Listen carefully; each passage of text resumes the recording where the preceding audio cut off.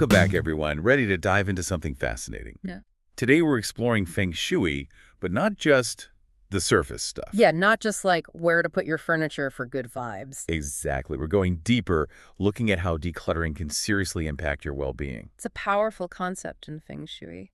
All right, so for anyone just joining us for the first time, maybe give us like a super quick rundown on what Feng Shui is all about. Sure. At its core, it's this idea that your environment, like your home, can affect your energy and your mood. Not just how pretty it looks. Exactly. It goes way beyond aesthetics. Okay, so how does clutter fit into this whole Feng Shui picture? Well, in Feng Shui, clutter is seen as this like stagnant energy, and it can actually block the flow of good vibes in your life. Hold on, stagnant energy. Isn't that a little... Mystical? Yeah, a bit. I mean, a messy room can definitely stress me out, but Had it. I'm not sure I buy the whole energy blockage thing just yet. That's fair. A lot of people are skeptical at first, but think of it like this. You know how qi in Feng Shui is like that vital life force energy that flows through everything? Right, yeah, I've heard of that. So picture clutter as like these little dams blocking up a river. Oh, okay. That's what it does to your qi. It creates this sense of stagnation, and that can impact you in so many ways, from how you feel to even the opportunities that come your way. Wow, okay. That's actually a really helpful image. Those little dams blocking the flow. It kind of makes it more tangible, right? Yeah.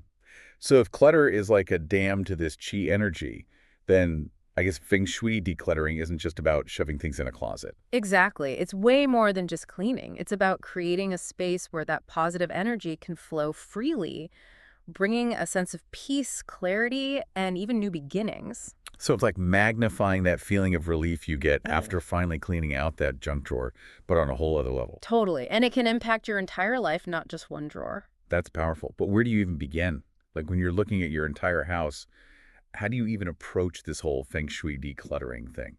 The source we're looking at today has some really great advice.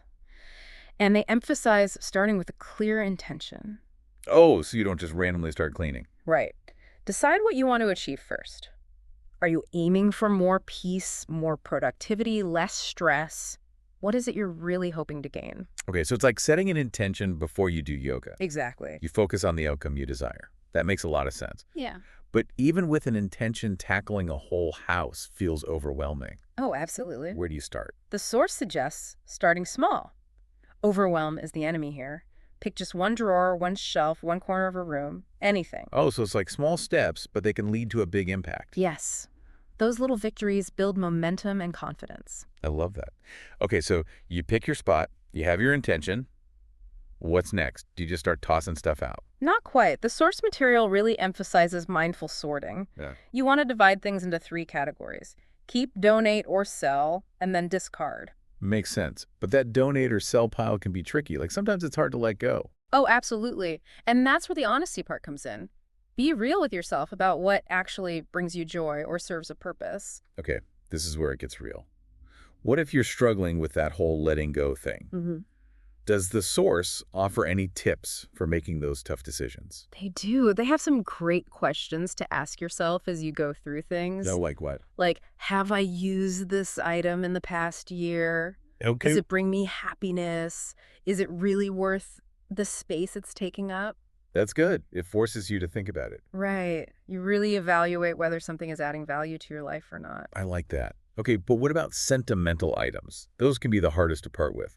Letting go of those can feel super emotional, right? Oh, definitely. And we'll dive more into dealing with sentimental items in a bit. But I think what's important to remember is that this whole decluttering process is about way more than just tidying up. It's a practice that can impact your energy and even your opportunities in life. Yeah, it sounds like Feng Shui decluttering goes way deeper than I ever realized. It does. And next, we'll explore how decluttering can actually spark positive changes in other areas of your life beyond just having a tidy space. So we've been talking about how Feng Shui decluttering isn't just about getting rid of stuff. It's about shifting energy to open up space for new things. Exactly. It's about removing those blocks so positive chi can flow more freely. Okay, but how does that play out in real life? What kind of changes are we talking about here? Well, remember how we were visualizing clutter as those little dams blocking up the flow of chi? Yeah, that really helped. When you declutter, you're basically removing those dams, allowing your chi to flow smoothly. Oh, okay. And that can lead to so many positive shifts, like a greater sense of calm, focus, even increased energy. Yeah, like that junk drawer relief times the 1,000. Exactly. But it goes beyond just feeling good. The source we're looking at actually suggests decluttering can be a catalyst for bigger life changes. Like what? Well, they give this example of someone who decluttered their workspace and ended up landing a new job shortly after. Oh, seriously? That's kind of wild. Is that a common thing or just a coincidence? It might seem like a coincidence, but think about it. When your mind is cluttered, it's hard to see clearly. Oh, I totally get that. But when you clear out that mental clutter through decluttering, you create space for new ideas, inspiration. So it's like you're making room for those opportunities to show up. Exactly. And the cool thing is that the different areas of your home are associated with different aspects of your life according to Feng Shui. Oh, really? Like what? Well, for example, the far left corner of your home is often associated with wealth and abundance. So if I declutter that corner, I'll suddenly become rich. Now, hold on, I'm not saying it's a magic formula or anything. Right, of course. But Feng Shui teaches that creating a harmonious, balanced environment invites that same energy into your life.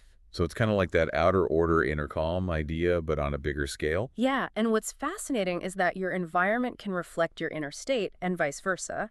Oh, that's interesting. So if you create an open and balanced space, it can actually impact your thoughts and emotions too. Exactly. So decluttering isn't just about getting rid of physical stuff. It's about intentionally creating an environment that supports you on multiple levels. Precisely. And that's something we can dive into even further. All right, so we've talked about the benefits of decluttering, but let's be honest. Letting go of stuff, especially when it's like full of memories, can be really hard. Absolutely. It's Yeah. not always easy to just detach from things that have sentimental value. Not at all. So what does Feng Shui say about those sentimental items that we often struggle to get rid of? It encourages us to think about memories a little differently. Instead of seeing those objects as like the actual containers of our memories, Yeah. it suggests that those memories actually live within us. So the object is just a symbol, but not the memory itself. Exactly. It's like a representation of the memory, but it's not the memory itself. So you're not erasing the memory by letting go of the item. Okay, that's a good way to think about it. But it can still be emotional. Oh, definitely. Are there any tips for navigating those feelings when you're decluttering sentimental items? The source suggests approaching it with mindfulness and gratitude. Okay. When you're sorting through things, take a moment to connect with each item. If it brings up a happy memory, really savor that feeling. Express gratitude for the joy it brought you. So it's like giving those sentimental items a proper send-off before letting them go. Yes, honoring what they meant to you. What about if it brings up more difficult emotions, like sadness or regret? That's okay too. Acknowledge those feelings. Be present with them. Don't try to ignore them. That makes sense. It's like you're giving yourself permission to feel those emotions. Exactly. This makes me think about items you inherit from loved ones who've passed away. Those can be so hard to part with. That's a really personal decision, and Feng Shui honors that. If holding on to something brings you comfort, then keep it. But if it brings up more pain than joy, it might be time to let it go. With love and gratitude. So it's about finding that balance, honoring what's important while creating that positive energy flow. So as we wrap up this Feng Shui deep dive, what's the key takeaway you want listeners to remember? I think the biggest takeaway is that decluttering in Feng Shui is about so much more than just tidying up. It's a whole practice. It is. It's about creating an environment that supports your well-being, your energy, your whole journey in life. It's about aligning your outer world with your inner world, Exactly. creating a space where you can thrive. So if a clear space can really lead to a clear mind, what positive changes could decluttering spark in your life? Something to think about as you create your own harmonious environment. Happy decluttering, everyone.